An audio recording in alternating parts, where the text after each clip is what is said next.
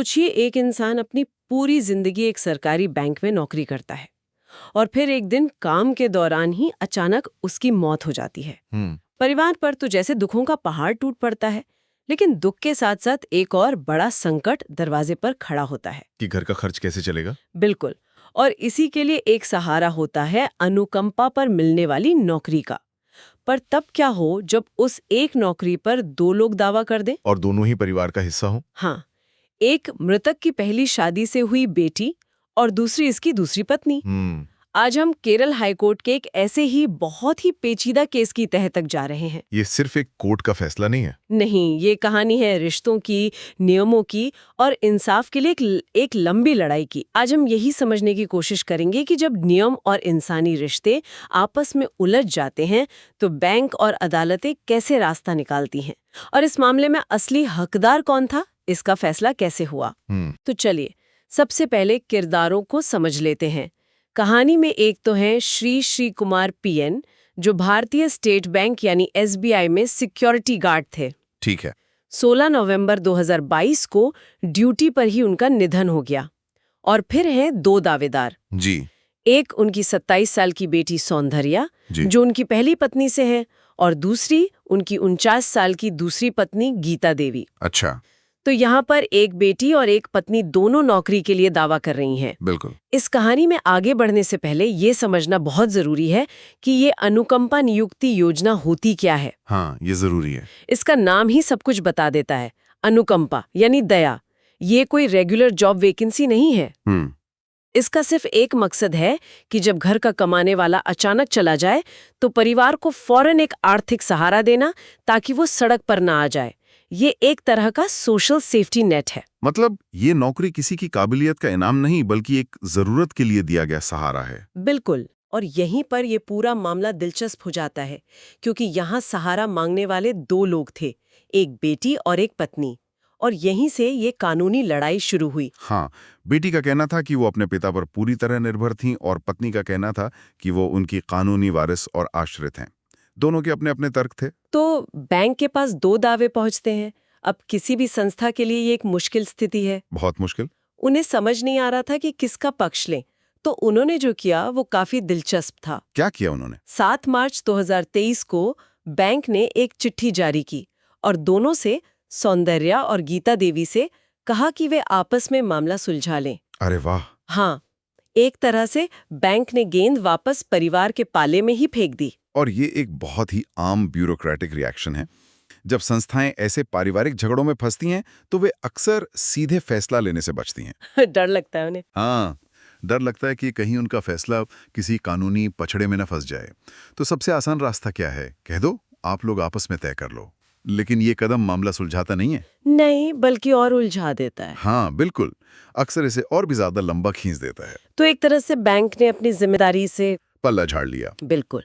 जाहिर है सौंदर्या को ये बात सही नहीं लगी होगी, तो उन्होंने क्या किया? सौंदर्या ने बैंक के इसी कदम को केरल हाई कोर्ट में चुनौती दी। उन्होंने कहा कि ये बैंक का काम है कि वो अपनी ही बनाई योजना के नियमों को देखे और फैसला ले। वो दावेदारों को आपस में लड़ने के लिए नहीं छोड़ सकता। और अदालत ने इस पर क्या कहा? अदालत का रुख एकदम साफ था। 14 अगस्त 2023 को जो पहला फैसला आया, उसमें कोर्ट ने बैंक की उस चिट्ठी को रद्द कर दिया। अच्छा। हाँ, कोर्ट ने एक तरह से बैंक को फटकार लगाई और कहा कि आप अपनी जिम्मेदारी से भाग नहीं सकते। सही बात है। आपके पास एक योजना है, उसके नियम हैं, और आपका काम है उन नियमों के हिसाब से दोनों दावों को परखना और एक तर्कसंगत फैसला लेना। तो अदालत ने गेंद वापस बैंक के पाले में डाल दी, लेकिन इस बार साफ साफ निर्देशों के साथ। बिल्कुल। कि आपको फैसला करना ही पड़ेगा। तो उन्होंने कहा कि दोनों को सुनो। हाँ बिल्कुल। अदालत ने कहा दोनों पक्षों को सुनो, उनके कागजात देखो, उनकी स्थिति का आकलन करो और फिर अपनी योजना के हिसाब से तय करो कि कौन ज्यादा योग्य है। ठीक है। यहाँ एक छोटी सी तकनीकी बात भी हुई थी।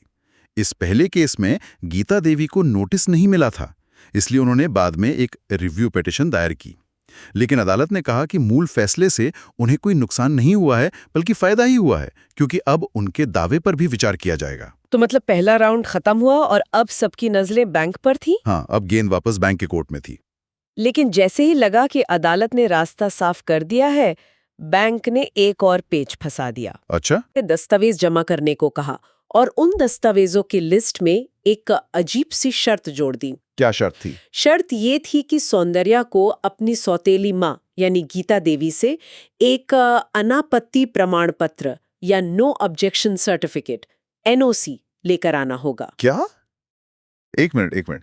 मतलब जो महिला खुद उस नौकरी के लिए एक दावेदार है, हाँ, बैंक उसी से कह रहा है कि वो लिख के दे कि उसे अपनी सौतन की बेटी को नौकरी मिलने पर कोई आपत्ति नहीं है? बिल्कुल यही। ये तो बड़ी अजीब बात है ना। बैंक ने खुद फैसला करने के बजाय एक दावेदार से कहा कि वो दूसरे दावेदार से नो ऑब्जेक्शन सर्टिफिकेट लेकर आए। ये तो कभी हो ही नहीं सकता। वही तो। बिल्कुल नहीं। और यहीं पर ये मामला दिलचस्प हो जाता है। ये क्लासिक ब्यूरोक्रेटिक मूव है। एक तरफ तो अदालत कह रही है कि आप फैसला करो, दूसरी तरफ बैंक एक ऐसी शर्त लगा रहा है जिसे पूरा करना नामुमकिन है। ये तो वही बात हो गई कि आप किसी दौड़ में हिस्सा ले रहे हैं और आपसे कहा जाए कि अपने सबसे बड़े प्रतिद्वंदी से लिखवा कर लाओ कि उसे आपके जीतने पर कोई आपत्ति नहीं है। कौन देगा ऐसा सर्टिफिकेट? कोई नहीं देगा। सही बात है। ये तो मामले को जानबूझकर अटकाने जैसा लगता है। खैर, इस एनओसी वाली शर्त के साथ साथ बैंक ने 12 दिसंबर 2023 को अपना एक आंतरिक फैसला भी ले लिया। अच्छा, उन्होंने फैसला कर लिया था? हाँ, चलिए इसे समझते हैं कि बैंक ने अपने स्तर पर क्या तय किया। हाँ, ये जानना जरूरी है कि इस एनओसी की शर्त के पीछे बैंक की सोच क्या थी। बैंक ने अपने फैसले में 3 लोगों को श्री कुमार का आश्रित माना। 3 लोगों को? हाँ, उनकी बेटी सौंदर्या, उनकी पत्नी गीता देवी और गीता देवी की अपनी बेटी पार्वती। बैंक ने मान लिया कि ये तीनों ही परिवार का हिस्सा थे और योजना के तहत इन पर विचार किया जा सकता है। ये एक अहम कदम था। मतलब बैंक ने किसी को भी दावेदारी से बाहर नहीं किया। नहीं किया। लेकिन असली सवाल तो वही था, नौकरी मिलेगी किसे? बिल्कुल। और यहीं पर बैंक ने अपनी योजना के एक खास नियम क्लॉज 7.4 का इस्तेमाल किया। और वो क्या कहता है? इस नियम में लिखा था कि अगर एक से ज्यादा योग्य आश्रित हैं, तो बैंक उनमें से बेहतर योग्य और सबसे उपयुक्त आश्रित को चुन सकता है। अच्छा, बेहतर योग्य। हाँ। और इसी नियम का इस्तेमाल करके बैंक ने ये नतीजा निकाला कि सौंदर्या अपनी बेहतर शैक्षिक योग्यता यानी बेटर एजुकेशनल क्वालिफिकेशन के आधार पर नौकरी पाने की पहली हकदार हैं। अच्छा, तो बैंक ने पढ़ाई लिखाई को आधार बनाया। हाँ, और यहीं पर इन योजनाओं का वो बुनियादी द्वंद्व सामने आता है जिसके बारे में हम बात कर रहे थे। क्या इन्हें सबसे योग्य को नौकरी देनी चाहिए या सबसे जरूरतमंद को? बिल्कुल। बैंक ने नियमों के हिसाब से योग्यता को चुना, पर क्या इससे योजना का असली मकसद पूरा हो रहा था? ये एक बड़ा सवाल है। बैंक ने तो नियम का पालन किया, लेकिन उन्होंने एक शर्त भी रखी। हाँ, उन्होंने अपने आदेश में साफ लिखा कि अगर सौंदर्या जरूरी शर्तों को पूरा नहीं कर पाती तो फिर गीता देवी को मौका दिया जाएगा। अच्छा। तो एक तरह से सौंदर्या पहली पसंद थी और गीता देवी दूसरी, लेकिन सौंदर्या के लिए सबसे बड़ी बाधा तो अभी भी वही एनओसी वाली शर्त थी, जिसे पूरा करना लगभग नामुमकिन था। हाँ। तो अब स्थिति ये बन गई थी कि बैंक का एक फैसला तो था, लेकिन वो एक ऐसी शर्त से बंधा हुआ था जो उसे लागू होने से रोक रही थी। एक तरह का डेडलॉक। और जाहिर है इस फैसले से कोई भी पक्ष पूरी तरह से खुश नहीं था। गीता देवी इस बात से नाखुश थी कि उन्हें प्राथमिकता क्यों नहीं मिली, जबकि वो मृतक की पत्नी थी, और सौंदर्या उस एनओसी वाली शर्त से परेशान थी। तो दोनों ने एक बार फिर अदालत का दरवाजा खटखटाया। बिल्कुल। इस बार 2 अलग-अलग याचिकाएं दायर हुईं। गीता देवी ने बैंक के उस फैसले को ही चुनौती दे दी जिसमें सौंदर्या को प्राथमिकता दी गई थी। और सौंदर्या ने सिर्फ उस एनओसी वाली शर्त को चुनौती दी। इन्हीं दोनों याचिकाओं पर सुनवाई के बाद वो अंतिम फैसला आया जिसकी हम आज चर्चा कर रहे हैं। तो अब हम इस कहानी के क्लाइमैक्स पर पहुंच रहे हैं। अदालत ने इन दोनों अपीलों पर क्या फैसला सुनाया? अदालत ने इस मामले को 2 हिस्सों में देखा। पहले गीता देवी की अपील। कोर्ट ने उनकी अपील को खारिज कर दिया और इसका जो कारण बताया वो कानून की नजर में बहुत दिलचस्प है। क्या कारण था? अदालत ने कहा कि जब ये मामला पहली बार कोर्ट में आया था, तब गीता देवी ने सौंदर्या की पात्रता यानी उनकी एलिजिबिलिटी पर कोई सवाल नहीं उठाया था। अच्छा। उन्होंने उस पहले फैसले को स्वीकार कर लिया था जिसमें कोर्ट ने बैंक को दोनों के दावों पर विचार करने को कहा था। इसका मतलब ये हुआ कि उन्होंने उस समय अप्रत्यक्ष रूप से ये मान लिया था कि सौंदर्या भी एक जायज दावेदार हैं। मतलब वो अपनी बात से पलट नहीं सकती थी? बिल्कुल। अदालत ने कहा कि आप खेल के नियम बीच में नहीं बदल सकते। जब पहले दौर में आपने सौंदर्या की दावेदारी को स्वीकार कर लिया, तो अब जब फैसला आपके हक में नहीं आया, तो आप अचानक से पीछे जाकर ये नहीं कह सकते कि वो तो इस दौड़ में शामिल होने के लायक ही नहीं थी। कानून में इसे ही एस्टॉपल का सिद्धांत कहते हैं। आप अपनी ही कही हुई या मानी हुई बात से मुकर नहीं सकते। ये तो बहुत ही साफ तर्क है। एक तरह से उन्होंने सही समय पर अपनी बात रखने का मौका गंवा दिया। सही पकड़ा। इसके अलावा अदालत ने एसबीआई की योजना के नियमों को भी देखा, जिसमें साफ साफ लिखा है कि पूरी तरह से आश्रित बेटी को एक आश्रित माना जाएगा। तो कानूनी तौर पर भी सौंदर्या का दावा मजबूत था। तो गीता देवी की अपील खारिज हो गई। हाँ, खारिज हो गई। ठीक है, अब आते हैं सौंदर्या की अपील पर, जिसमें उन्होंने उस एनओसी वाली शर्त को चुनौती दी थी।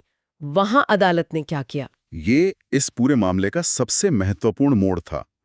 अदालत ने सौंदर्या की अपील को आंशिक रूप से स्वीकार कर लिया।